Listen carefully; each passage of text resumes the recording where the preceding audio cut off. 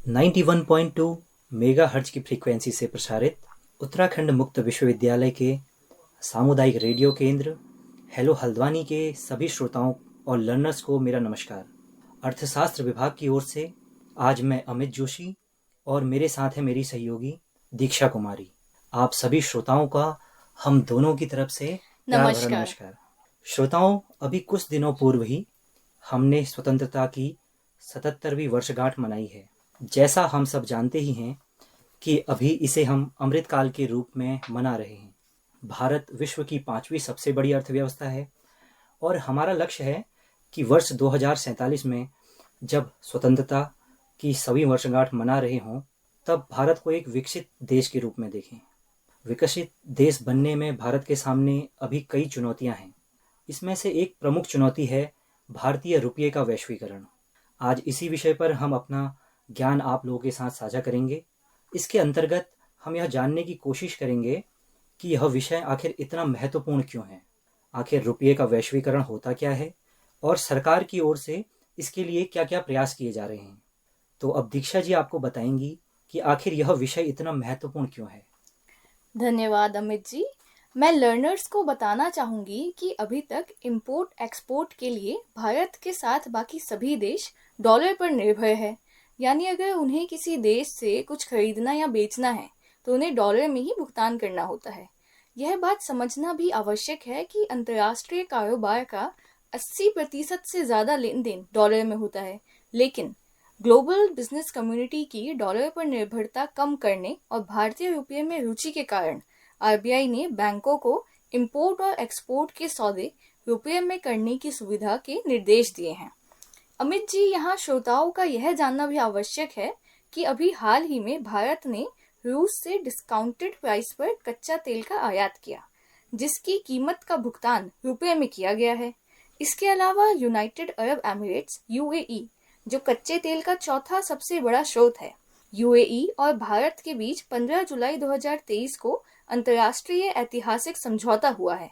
अमित जी, अब मैं आपसे यह जानना चाहूंगी कि भारतीय रुपये का अंतर्राष्ट्रीयकरण असल में होता क्या है। जी दीक्षा जी, तो श्रोताओं, अब हम यह जानने की कोशिश करेंगे कि रुपये के वैश्वीकरण या अंतर्राष्ट्रीयकरण से हमारा क्या मतलब है। वैश्विक या अंतर्राष्ट्रीय मुद्रा वह होती है जिसका उपयोग अंतर्राष्ट्रीय लेन देन में जो पक्षकार देश है वह अपनी राष्ट्रीय मुद्राओं के बदले में करता है। इसका उपयोग वस्तुओं के लेन देन में हो सकता है, सेवाओं के लेन देन में हो सकता है या संपत्तियों की खरीद में हो सकता है। श्रोताओं, जैसा अभी दीक्षा जी ने बताया कि दुनिया भर के कारोबार में 80% से ज़्यादा लेन देन अमेरिकी डॉलर में होता है।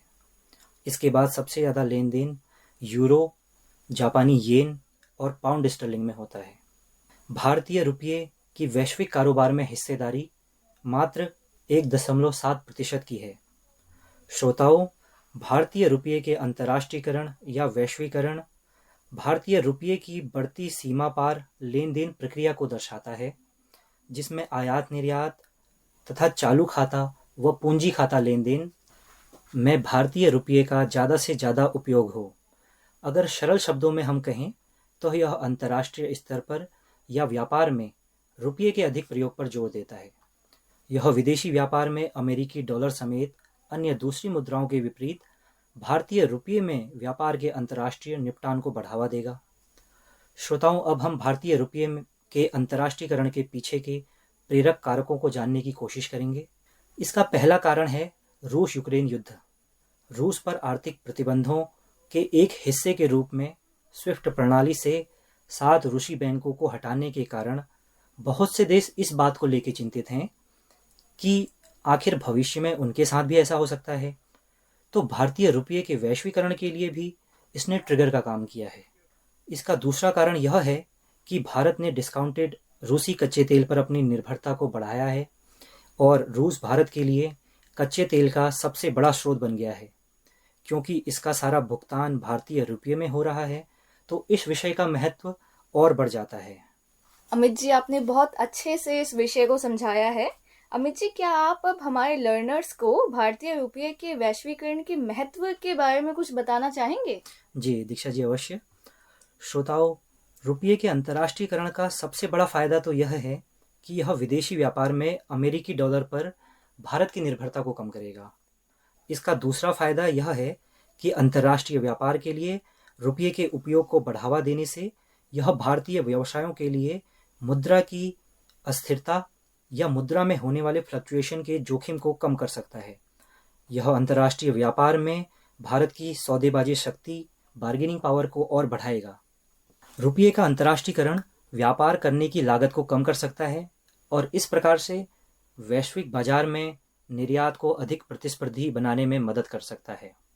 इसके अलावा भारत के व्यापार के एक बड़े हिस्से का भुगतान रुपये में करने से विदेशी मुद्रा भंडार की आवश्यकता कम हो जाएगी। यह तो बात हुई भारतीय रुपये के वैश्वीकरण व उसके महत्व की। अच्छा दीक्षा जी, बतौर एक श्रोता मेरे मन में यह प्रश्न उठना स्वाभाविक है कि अगर यह विषय इतना ही महत्वपूर्ण है तो हमारी सरकार इसके लिए क्या-क्या प्रयास कर रही है? जी अमित जी, मैं श्रोताओं और हमारे लर्नर्स को बताना चाहूंगी कि रुपये के अंतर्राष्ट्रीयकरण में सरकार ने क्या क्या प्रयास किए हैं। देखा जाए तो पिछले साल जुलाई 2022 में सरकार ने आरबीआई के माध्यम से एक परिपत्र जारी किया, जिसमें न केवल व्यापार निपटान के लिए बल्कि रुपये में सीमा पार लेन देन के लिए भी आवश्यक शर्तों को रेखांकित किया गया। और अभी हाल ही में मार्च 2023 में आरबीआई ने 18 देशों के साथ रुपया व्यापार निपटान के लिए तंत्र स्थापित किया। इन देशों के बैंकों को भारतीय रुपये में भुगतान के लिए एक स्पेशल रुपीज वॉस्ट्रो अकाउंट खोलने की अनुमति दी गई है। अभी अप्रैल 2023 में भारत और मलेशिया के बीच भारतीय रुपये में व्यापार निपटान हेतु सहमति बनी है। अमित जी, यहाँ वॉस्ट्रो अकाउंट की बात हुई है। आप वॉस्ट्रो अकाउंट के बारे में श्रोताओं को कुछ जानकारी देना चाहेंगे? जी दीक्षा जी, अवश्य। वॉस्ट्रो और नोस्ट्रो लैटिन भाषा के शब्द हैं। वॉस्ट्रो का लैटिन में मतलब होता है तुम्हारा या आपका, इसीलिए वॉस्ट्रो अकाउंट का मतलब है आपका अकाउंट।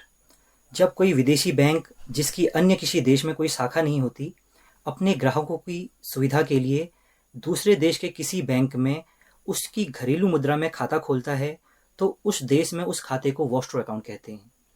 उदाहरण के लिए, यदि कोई विदेशी बैंक भारत के किसी बैंक में रुपये में खाता खोलता है तो वह खाता वॉस्ट्रो अकाउंट कहलाएगा। इसके विपरीत नोस्ट्रो का लैटिन में अर्थ होता है हमारा। जब हमारे घरेलू बैंक अपने ग्राहकों की सुविधा के लिए विदेश में स्थित किसी बैंक में उस देश की मुद्रा में खाता खोलते हैं तो यह नोस्ट्रो अकाउंट कहलाता है। सरल शब्दों में समझने का प्रयत्न करें तो अगर भारतीय बैंकों में कोई विदेशी बैंक रुपये में खाता खोलता है तो हम उस अकाउंट को वॉस्ट्रो अकाउंट कहेंगे, और यदि भारत का कोई बैंक विदेशी बैंक में उसकी मुद्रा में खाता खोलता है तो वह हमारे लिए नोस्ट्रो अकाउंट कहलाएगा। उदाहरण के लिए, यदि कोई भारतीय बैंक यूएस के किसी बैंक में खाता खोलेगा तो वह नोस्ट्रो अकाउंट कहलाएगा, और वही खाता अमेरिकी बैंकों के लिए वॉस्ट्रो अकाउंट कहलाएगा। वॉस्ट्रो या नोस्ट्रो अकाउंट का फ़ायदा बैंकों के ग्राहकों को होता है, जिससे वे विदेश में भी वायर ट्रांसफ़र, विड्रॉल और डिपॉजिट बड़ी आसानी से कर सकते हैं। वॉस्ट्रो और नोस्ट्रो अकाउंट के बड़े फ़ायदे होते हैं। जैसे पहला फ़ायदा तो यह है कि यह छोटे घरेलू बैंकों के लिए एक बड़े विदेशी बैंक के लिए वित्तीय संसाधनों और सेवाओं तक पहुंचने के लिए एक आर्थिक तरीके के रूप में कार्य करता है। इसका दूसरा सबसे बड़ा फ़ायदा यह है कि इसमें विदेशी बैंक किसी दूसरे देश में बैंक शाखा खोले बिना अपने ग्राहकों को अंतर्राष्ट्रीय बैंकिंग समाधान प्रदान कर सकते हैं। इसका अन्य एक फ़ायदा यह भी है कि यह मनी ट्रांसफ़र में लगने वाले समय को कम करता है। दीक्षा जी, अब आप श्रोताओं को इसमें आने वाली बाधाओं के बारे में ज़रा बताइए। धन्यवाद अमित जी। रुपये के अंतर्राष्ट्रीयकरण की बाधाओं के बारे में जानना भी हमारे श्रोताओं और लर्नर्स के लिए बहुत आवश्यक है। इसमें पहली बाधा तो रुपया व्यापार व्यवस्था लागू करना है। रुपया जो पूरी तरह से परिवर्तनीय नहीं है। वस्तु के वैश्विक निर्यात में भारत की हिस्सेदारी मात्र 2% है और इसी कारण बाकी देशों के लिए रुपये रखने की आवश्यकता कम हो जाती है। दूसरी बाधा है प्रमुख व्यापार भागीदारों के साथ भारत का व्यापार घाटा। भारत ज्यादातर अपने भागीदार व्यापार साथियों के साथ घाटे में रहता है। वास्तव में रूस के साथ भारत के बड़े व्यापार घाटे की वजह से भी रूस रुपये रूबल व्यापार में रुचि कम ले रहा है। तीसरी बाधा है कि विनिमय दर स्थिरता और घरेलू मौद्रिक नीति को संतुलित करना। इससे तात्पर्य यह है कि जैसे जैसे रुपया अधिक अंतर्राष्ट्रीयकृत होता जाएगा, वैसे वैसे बाहरी आर्थिक झटकों जैसे कि वैश्विक ब्याज दरों में बदलाव या वस्तुओं की कीमतों में उतार चढ़ाव के प्रति अधिक संवेदनशील होता जाएगा। यह बदलाव आरबीआई के लिए विनिमय दर स्थिरता और डोमेस्टिक मॉनेटरी पॉलिसी दोनों को बनाए रखना कठिन कर देता है। अगली बाधा जो यहाँ देखने को मिलती है वह है कि मुद्रा आपूर्ति पर कम नियंत्रण। भारतीय रुपये के अंतर्राष्ट्रीयकरण होने के कारण हमारे देश के निवासी और अनिवासी दोनों ही घरेलू मुद्रा में वित्तीय साधनों की खरीद व बिक्री कर सकते हैं।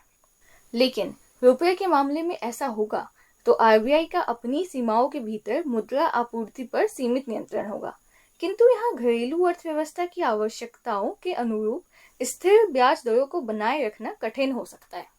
इसमें आखिरी बाधा है रुपये की पूर्ण परिवर्तनीयता के संबंध में जोखिम। यहाँ यह समझना बहुत आवश्यक है कि रुपये को अंतर्राष्ट्रीय करने के लिए सरकार को किसी भी संस्था पर रुपये की खरीद व बिक्री पर लगे प्रतिबंध को हटाना होगा। इसका मतलब यह है कि देश के अंदर और बाहर पूंजी के प्रवाह पर कोई प्रतिबंध नहीं होगा। इसके लिए पूंजी खाते पर पूर्ण परिवर्तनीयता की आवश्यकता होगी। तो लर्नर्स और लिसनर्स, कैसा लगा आपको हमारा आज का ये कार्यक्रम? हमें ज़रूर बताइएगा। लर्नर्स, चूंकि आप हमारे दूरस्थ शिक्षा के लर्नर्स हैं, तो आपका फीडबैक हमारे लिए बहुत मायने रखता है। तो आपके फीडबैक का इंतज़ार रहेगा। तो इसी के साथ मैं अमित और मैं दीक्षा को दीजिए इजाज़त। धन्यवाद।